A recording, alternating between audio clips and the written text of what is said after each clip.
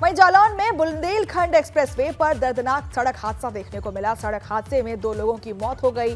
कोहराम मचा हुआ है परिवार वालों के बीच। 2 ट्रकों के बीच टक्कर से हुआ हादसा। हादसे में ट्रक के उड़े परकच्चे, ड्राइवर और खलासी की मौत हो गई। मौके पर ही मौत हो गई दोनों की। पुलिस ने कड़ी मशक्कत के बाद दोनों शवों को निकाला बाहर और कुठौंद थाना क्षेत्र के बुंदेलखंड एक्सप्रेसवे का ये मामला है।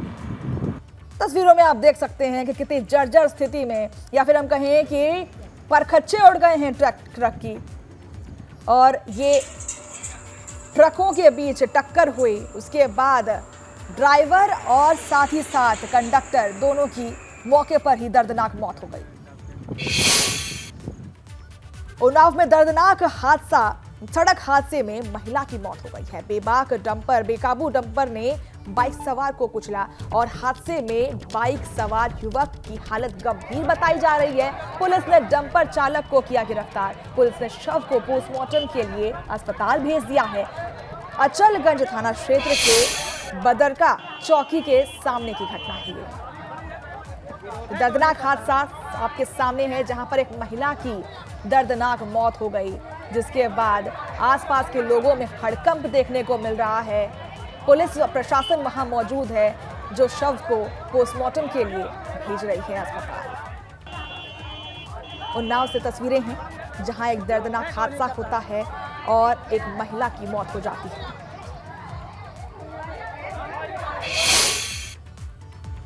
गाजीपुर में अंसारी बंधुओं पर प्रशासन की कार्रवाई जारी है। मोहम्मदाबाद के होटल मिड टाउन में छापेमारी की गई। छापेमारी के दौरान कई विभागों के अधिकारी रहे मौजूद।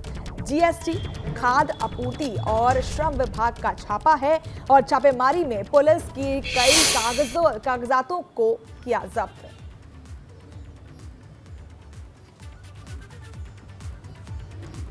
तो अंसारी बंधुओं के खिलाफ एक्शन, प्रशासन का एक्शन देखने को मिल रहा है, जहां पर छापेमारी की गई। छापेमारी में पुलिस ने कई कागजातों को किया खंगाला और फिर उसे जब्त कर लिया। अंसारी बंधुओं के खिलाफ ये बड़ा एक्शन देखने को मिल रहा है। लोकल स्तर से शिकायतें हम लोगों को काफ़ी मिल रही थी। यहाँ पे लोग रात में रुकते हैं और यहाँ की गतिविधियाँ ठीक नहीं है, और इसलिए जो है सारी टीम ने इसकी जांच की है और सभी टीमों ने लगभग जांच कर ली है और जैसी रिपोर्ट आएगी उससे आगे कार्रवाई की। नमस्कार, मैं हूं आपके साथ मनीषा सिंह और आप देख रहे हैं एबीपी गंगा। खबर सबसे पहले एटा से आ रही है, जहां पर दबंग भू माफिया का आतंक देखने को मिल रहा है। कब्जा करने की नीयत से ज्वेलर की दुकान में तोड़फोड़ की। भू माफिया ने मनोज गुप्ता की दुकान में की तोड़फोड़। दबंग भू माफिया ने दुकान के कुछ हिस्सों को किया ध्वस्त। करीब 10 करोड़ की बताई जा रही है ज्वेलरी की दुकान की संपत्ति। एटा कोतवाली थाना क्षेत्र के बाबूगंज बाजार की घटना। तो भूमाफिया का आतंक आपको देखने को मिल रहा है। तोड़फोड़ की गई दुकान के अंदर और कई सारे सामान लेकर फरार हो। 10 करोड़ के सामान की जब्ती की बताई जा रही है बात। भूमाफिया ने मनोज गुप्ता के दुकान में तोड़फोड़ की है। दबंग भूमाफिया ने दुकान के कुछ हिस्सों को ध्वस्त कर दिया। करीब 10 करोड़ की बताई जा रही है ज्वेलरी जो दुकान से ली गई। नोएडा में पुलिस और बदमाशों में मुठभेड़ हुई है। एनकाउंटर में नवीन नाम के बदमाश के पैर में गोली लगी। मुठभेड़ के दौरान 2 अन्य अपराधी भी फरार हो गए। फरार अपराधियों की गिरफ्तारी के लिए सर्च ऑपरेशन जारी है। मुठभेड़ के दौरान लूट की कार जब्त की गई है। 2 दिन पहले बदमाशों ने लूटी थी कार। घायल बदमाश के पास से हथियार और कारतूस बरामद किए गए हैं। नोएडा के सेक्टर 113 थाना क्षेत्र का ये मामला है। तो नोएडा की वारदात के बारे में हम आपको बता रहे हैं, जहां पर मुठभेड़ हुई है पुलिस और बदमाशों के बीच में। नोएडा 113 पर ये घटना हुई है, जहां पर मुठभेड़ हुआ और अपराधी जिसमें से कुछ पकड़े गए और कुछ फरार हो गए। मुठभेड़ के दौरान 2 अन्य अपराधी जो थे बदमाश के साथ, ये देखिए गिरफ्त में किस तरीके से अपराधी को लेकर के पुलिस जा रही है। इसके साथ ही 2 साथी फरार हो गए हैं, जिसकी छानबीन अभी जारी है, सर्च ऑपरेशन जारी है। मुठभेड़ के दौरान लूट किए गए कार जब्त किए गए और 2 दिन पहले बदमाशों ने ये कार लूटी थी, जिसको अब जब्त कर लिया गया है। क्रेटा कार है ये और जिसको जब्त कर लिया गया है। साथ ही घायल बदमाश के पास से हथियार और कारतूस भी बरामद किए गए हैं। नोएडा के सेक्टर 113 थाना क्षेत्र का यह मामला है।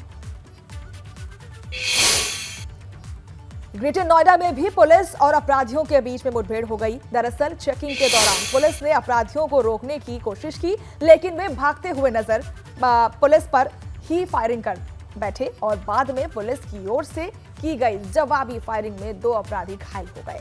दोनों घायल अपराधियों को बिल्लू फौजी और सत्य घंघोला, इनका नाम है, सुंदर भाटी गैंग के सदस्य बताए जा रहे हैं। पुलिस की माने तो पकड़े गए दोनों ही अपराधियों पर लूट, हत्या और रंगदारी सहित कई मामले दर्ज हैं और पुलिस के इनके लंबे वक्त से तलाश कर रही थी। गिरफ्तार अपराधियों के पास से अवैध हथियार के साथ ही कार भी जब्त की गई है। इकोटेक 1 कोतवाली थाना क्षेत्र की GBU यूनिवर्सिटी के पास पुलिस और बदमाश के बीच मुठभेड़ हुई। आपको बता दें कि नोएडा पुलिस कमिश्नर लक्ष्मी सिंह के निर्देश पर नोएडा और ग्रेटर नोएडा में अपराधियों के खिलाफ पुलिस का एक्शन लगातार जारी है और इसी के जद में आप देख सकते हैं कि इस मुठभेड़ में ग्रेटर नोएडा में ये मुठभेड़ हुई बदमाश और पुलिस के बीच में, जिसमें बंदूक और कारतूस भी बरामद हुए हैं, साथ ही साथ बदमाश भी पकड़े गए हैं।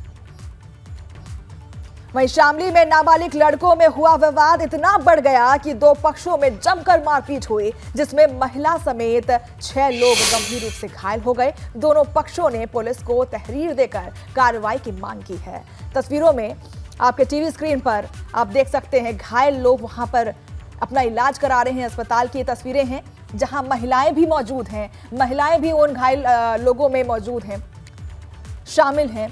बच्चों की लड़ाई में 2 गुटों में मारपीट होती है और ये मारपीट इतनी ज्यादा बढ़ जाती है कि फिर लाठी डंडे शुरू हो जाते हैं और उसके बाद घायलों को अस्पताल में भर्ती कराया गया है, जहां पर ये इलाज चल रहा है। शामली का ये वीडियो बताया जा रहा है। वो ऐसा हुआ जी, मेरा बच्चा सड़क पे था। तो इन बच्चों में लड़ाई, इसका बच्चा जो कहने लगा कि हाँ नहीं जल्दी मैं तुझे मारूंगा। बच्चों में लड़ाई होगी, इसके चच्चा ने उसके मारे वाले के मार दी, उसके मार दी, बात खत्म होगी।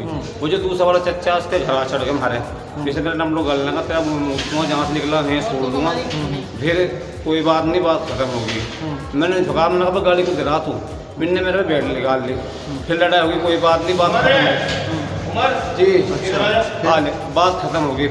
फिर वो जो लड़का है जो था वो अंदर बैठा था, हम सारी बात उसके ऊपर थूक के गया। फिर इनकी दोनों की लड़ाई बजी, फिर हुआ काम। किस चीज़ से मारपीट हुई है? इन्होंने हमारे पता नहीं क्या जरा कहाँ का मामला है? ये खेल मूल्य का है। ये देखो क्या हल कर रखा उन्होंने मेरा। दूसरा पक्ष कौन है वो जिन्हें आपका मारी मेरा जलोना है। वो ऐसा हुआ जी, मेरा बच्चा सड़क पे था। तो इन बच्चों में लड़ाई, इसका बच्चा जो कहने लगा कि बच्चों के बारे में लड़ाई हुई। फिर क्या हुआ? फिर सबने बीच में चाह करवा दिया, फिर थूक के गया इसके ऊपर, जालो गुलजार के ऊपर थूक के गया, जालो। फिर लड़ाई बजी इस बात पे। किस चीज़ से मारपीट की? टंडे बजाए इन्होंने, माए पर ठंडे तलवार ले रहे थे हाथ में। कितने लोग देखो तलवार से हाथ काट कितने लोग रखा है घायल इन्होंने। हैं? हमारी तरफ से 4 है 5। चलिए आगे बढ़ते हैं। लक्सर में खनन माफिया के खिलाफ पुलिस की कार्रवाई हुई है। मौके से 3 JCB मशीन और 2 ट्रैक्टर जब्त किए गए हैं। अवैध खनन के आरोप में पुलिस ने JCB और ट्रैक्टर को किया जब्त। पुलिस की कार्रवाई से खनन माफिया में हड़कंप मचा हुआ है।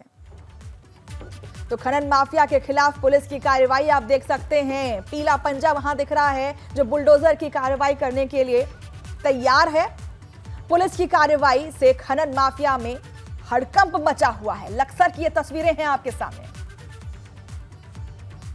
अवैध खनन के आरोप में पुलिस ने JCB की मदद से वहां पर बुलडोजर की कार्रवाई शुरू कर दी है।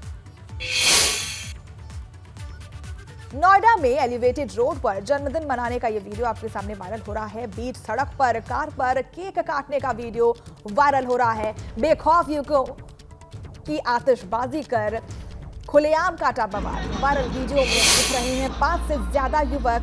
वीडियो वायरल होने के बाद जांच जुटी है पुलिस। नोएडा के सेक्टर 24 थाना क्षेत्र का ये मामला बताया जा रहा है।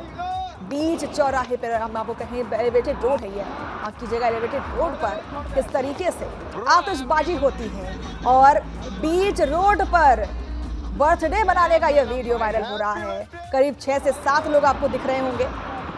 ये सारे लोग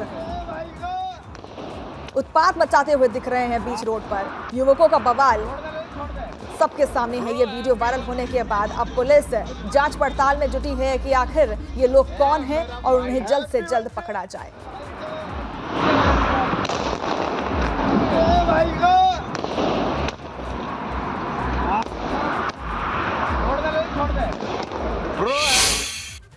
वहीं कानपुर में दबंगों ने महिला के साथ की मारपीट, महिला को पीट कर किया अधमरा। गंभीर हालत में महिला को हैलेट अस्पताल भर्ती कराया गया है। कोचिंग शिक्षिका और उसके परिजनों पर मारपीट का आरोप लगा है। 200 रुपए के लिए कोचिंग शिक्षिका पर मारपीट का आरोप लगा है। कानपुर के पनकी थाना क्षेत्र का यह मामला बताया जा रहा है। शिक्षिका पर आरोप लगा है। मात्र 200 रुपए के लिए शिक्षिका पर मारपीट का आरोप लगा है। और तस्वीरों में आप देख सकते हैं कि दबंगों ने महिला के साथ मारपीट की। उस महिला को इतना मारा, इतनी उसकी पिटाई की गई कि महिला की हालत अधमरी हो गई। तस्वीरों में आप देख सकते हैं किस तरीके से महिला अधमरी हालत में रोड पर लेटी हुई है और दबंग हैं कि रुकने का नाम नहीं ले रहे। दबंगों ने महिला के साथ मारपीट की और इतनी बुरे तरीके से उसके साथ मारपीट की कि महिला अधमरी हो गई। तस्वीरों में देखिए, वही महिला है जिसके साथ मारपीट की गई और उसके बाद दबंगों ने बिल्कुल भी दया दृष्टि नाम की चीज नहीं दिखाई।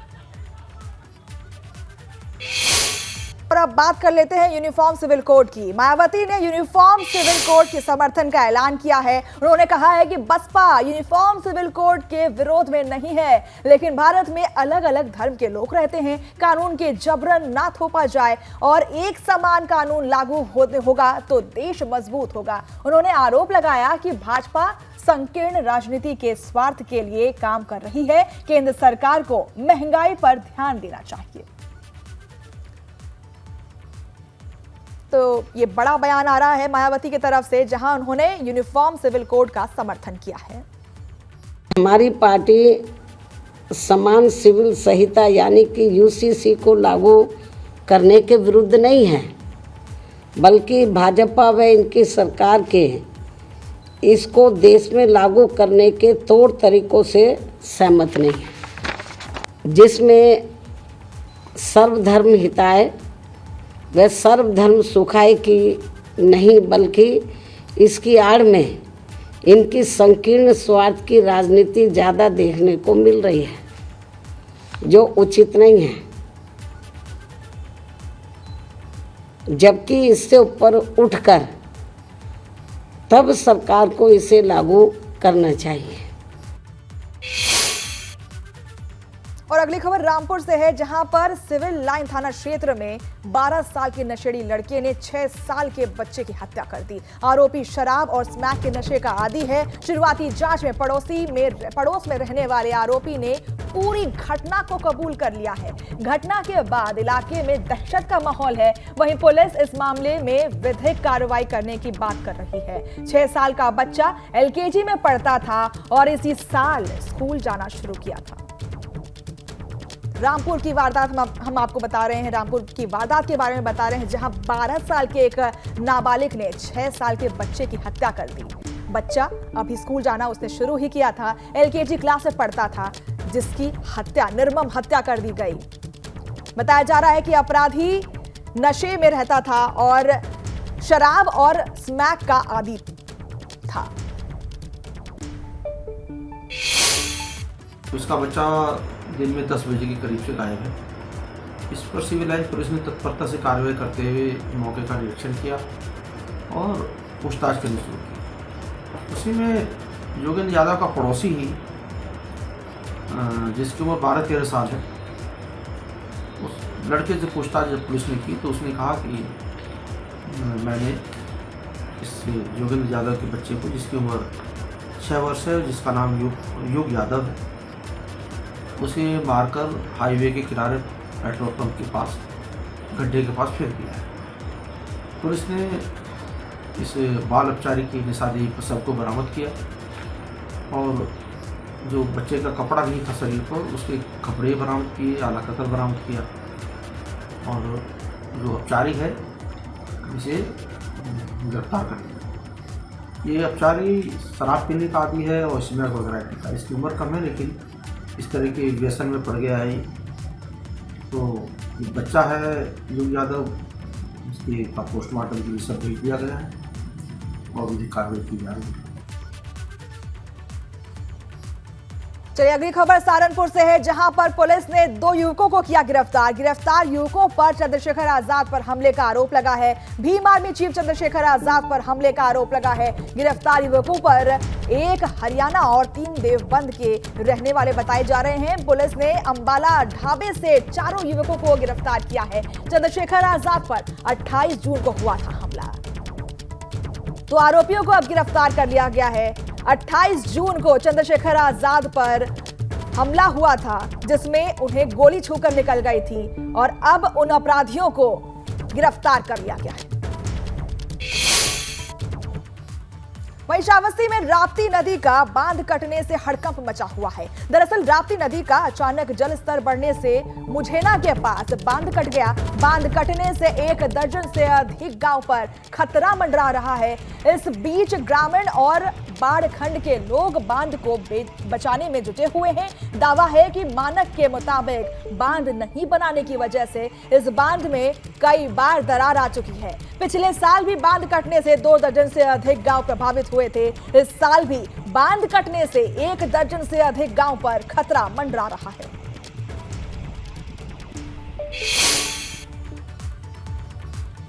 बारिश से उत्तराखंड के नदी नालों में उफान आया हुआ है। बद्रीनाथ राष्ट्रीय राजमार्ग मलबा आ जाने की वजह से बंद हो गया है। देर रात लामगढ़ नाले के उफान के चलते सड़क पर भारी मलबा आ गया, जिसकी वजह से सड़क के दोनों ओर लंबी कतार लग गई है। तो इन तस्वीरों में आप देख सकते हैं कि किस तरीके से पहाड़ी से मलबा नीचे उतरता है और उसके बाद लोग वहां पर परेशान हैं। जेसीबी की मदद से मलबे को निकाला जा रहा है, लेकिन इसी बीच आवाजाही में कई परेशानी हो रही है, यात्रियों को कई परेशानी हो रही है। और अब आप देख सकते हैं तस्वीरों में कि किस तरीके से सड़क पर जाम लगा हुआ है। मेरठ में एमडीए की महिला क्लर्क को रिश्वत लेते हुए गिरफ्तार कर लिया गया है। यह कार्रवाई एंटी करप्शन डिपार्टमेंट की तरफ से की गई है। शनिवार को मेरठ विकास प्राधिकरण की महिला क्लर्क को 5000 की रिश्वत लेते हुए रंगे हाथ गिरफ्तार कर लिया गया। कार्रवाई के बाद एमडीए के कर्मचारियों में हड़कंप मचा हुआ है। दरअसल राहुल भड़ल नाम के वकील ने रिश्वत मांगने की शिकायत की थी और कहा था कि प्लॉट के नामांकन के लिए एमडीए की क्लर्क अनीता शर्मा रिश्वत मांग रही थी, जबकि सभी कागजात मौजूद थे। तो रिश्वत लेते हुए एमडीए की घूसखोर क्लर्क का वीडियो आपके सामने है। नामांतरण की फाइल थी जो एमडीए कार्यालय में मेरी चली हुई थी, जिसके संबंध में मैंने आवेदन करा था। मेरी माताश्री के नाम प्लॉट था, वो नामांतरण कराने के लिए मैंने आवेदन किया। आवेदन करने के बाद मैंने ऑनलाइन जो फीस कटती है वो फीस कटवा करके एमडीए वो जा चुकी थी फाइल। कई दिन से वो फीस पेंडिंग होने के बाद मैडम के पास ये फाइल पेंडिंग चल रही थी, तो मैंने इनसे एक बार फ़ोन पे संपर्क करा, तो उन्होंने फ़ोन पे संपर्क करने को मना कर दिया और एटीट्यूड दिखाते हुए कहा कि तुम ऐसा है यहाँ पर आओ कार्यालय में, और मैं फ़ोन पे बात नहीं करती हूँ। मैं वहाँ पे गया तो वहाँ पे इन्होंने कहा कि ऐसा है, जब तक 5000 रुपये मुझे नहीं दोगे तुम्हारी फाइल में आगे नहीं भेजूँगी। इस करके बाद मैंने वहाँ से मैडम से निवेदन करा, मैडम ऐसा है कि पर्सनल फाइल है, पेशे से वकील हैं हम, आप ऐसे कैसे ना करें, फाइल को मेरी आगे फॉरवर्ड कर दें। तो फिर जब ये नहीं मानी, इन्होंने कहा वकील हो तो कोई तोप थोड़ी हो, तुम वकील हो तो कोई तोप थोड़ी हो, पैसे के बिना फाइल आगे नहीं बढ़ेगी। फिर मैंने इनसे निवेदन करा, मेरी फाइल कल तक रोक लो, मैं कल पैसे दे दूँगा। तो फिर 1-2 दिन का समय, ईद वगैरह आ गई, छुट्टी हो गई, तो आज इन्होंने कहा फिर से फ़ोन आया कि अगर तुम्हारी पैसे नहीं लेकर आए हो तो मैं तुम्हारी फाइल आज खारिज कर दूँगी। इस करके जो है फिर मैं आज इनके फ़ोन आने के बाद मैं दोबारा से इनके कार्यालय गया, एंटी करप्शन में शिकायत करके, तब जाके ये मामला।